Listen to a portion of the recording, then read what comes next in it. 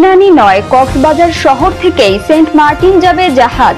বিশ্বের সবচেয়ে শক্তিশালী ঝড় হারিকেন মেলিসার মুখোমুখি জ্যামাইকা। ভবিষ্যতের চাকরিতে সেরা ডিগ্রি নয়, এআই ও যোগাযোগ দক্ষতা গুরুত্বপূর্ণ। আসসালামু আলাইকুম, ডিবিসি টেলিভিশনে আপনাদেরকে স্বাগতম। আপনাদের সাথে আছি আমি সামিয়া সুলতানা। এতক্ষণ শুনছিলেন সংবাদ শিরোনাম, এবারে বিস্তারিত। কক্সবাজার শহরে নুনিয়ারছড়ার বিআরডব্লিউটিএ ঘাট থেকে সেন্ট মার্টিনে যাবে পর্যটকবাহী জাহাজ। আইনগত বিধিনিষেধ থাকায় সেন্ট মার্টিন যাওয়ার সুযোগ নেই উখিয়ার ইনানি থেকে। গতকাল সোমবার পরিবেশ, বন ও জলবায়ু পরিবর্তন মন্ত্রণালয় থেকে নৌপরিবহন মন্ত্রণালয়, বিআরডব্লিউটিএ ও নৌপরিবহন অধিদপ্তরকে নীতিগত সম্মতি দিয়ে পাঠানো চিঠিতে কথা বলা হয়েছে। পরিবেশ, বন ও জলবায়ু পরিবর্তন মন্ত্রণালয়ের উপসচিব আব্দুল্লাহ আল মামুন চিঠিতে স্বাক্ষর করেন।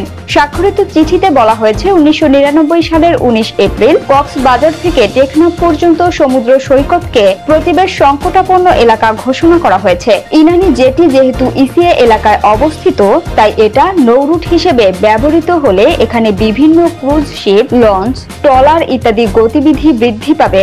এর ফলে ইনানি জেটি সংলগ্ন এলাকা সহ তার চতুর্দিকে বিভিন্ন ধরনের কার্যক্রম গড়ে উঠে জনসমাগম বৃদ্ধি করবে, যা ওই এলাকার সংকটাপন্ন জীববৈচিত্র্যের জন্য হুমকি স্বরূপ। এমতাবস্থায় ইনানি মৌজাটি ইসিএ ভুক্ত হওয়ায় ইনানি সেন্ট মার্টিন রুটে নৌযান চলাচলে আইনগত এবং বিধিগতভাবে নিষেধাজ্ঞা রয়েছে বিধায় এই রুটে নৌযান চলাচলের সুযোগ নেই। বিকল্প হিসেবে কক্সবাজার শহরের নুনিয়ারছড়া সেন্ট মার্টিন বিদ্যমান জেটি ব্যবহার ক্রমে নৌযান চলাচলের নির্দেশ ক্রমে নীতিগত সম্মতি প্রদান করা হয়েছে।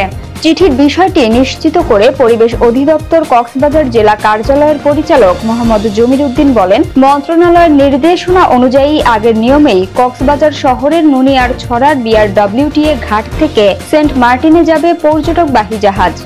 এবারে আন্তর্জাতিক প্রসঙ্গ।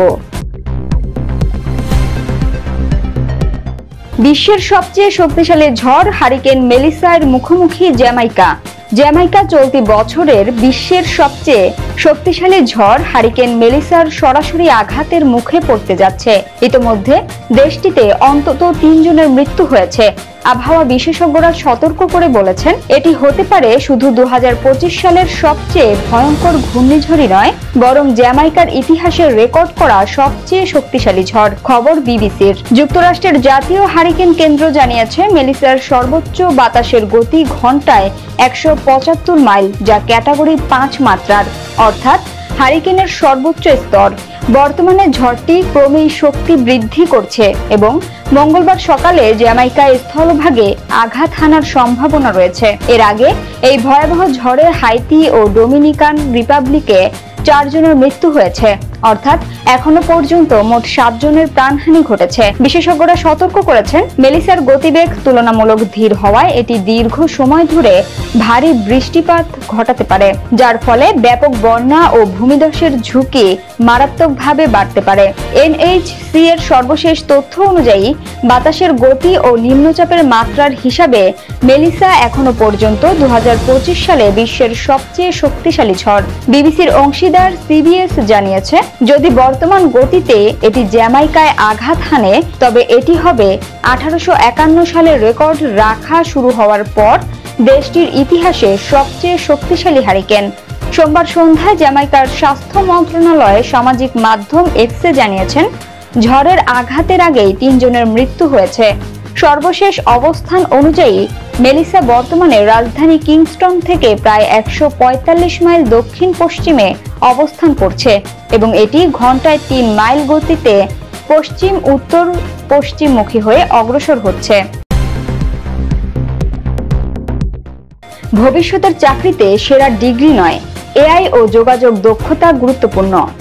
ভবিষ্যতের কর্মক্ষেত্রে শুধু সেরা কলেজ বা উজ্জ্বল ডিগ্রি আর সাফল্যের চাবিকাঠি হবে না। লিঙ্কডইনের সিইও ও মাইক্রোসফট অফিস ও কোপাইলটের ইভিপি রায়ান রোসলান্সকি বলেছেন, এআই দক্ষতা এবং মানবিক গুণাবলী যেমন সহানুভূতি, যোগাযোগ এবং অভিযোজন ক্ষমতা ভবিষ্যতের চাকরিতে বেশি গুরুত্বপূর্ণ হবে। Roslansky লিঙ্কডইনের AI in work day অনুষ্ঠানে বলেন, ভবিষ্যতের কাজ শুধু সেরা ডিগ্রি বা কলেজের কৃতিত্বের উপর নির্ভর করবে না, বরং এটি নির্ভর করবে তাদের উপর যারা অভিযোজিত, অগ্রণী চিন্তা ভাবনা সম্পন্ন, শেখার জন্য প্রস্তুত এবং এআই টুল ব্যবহার করতে স্বাচ্ছন্দ্য বোধ করে।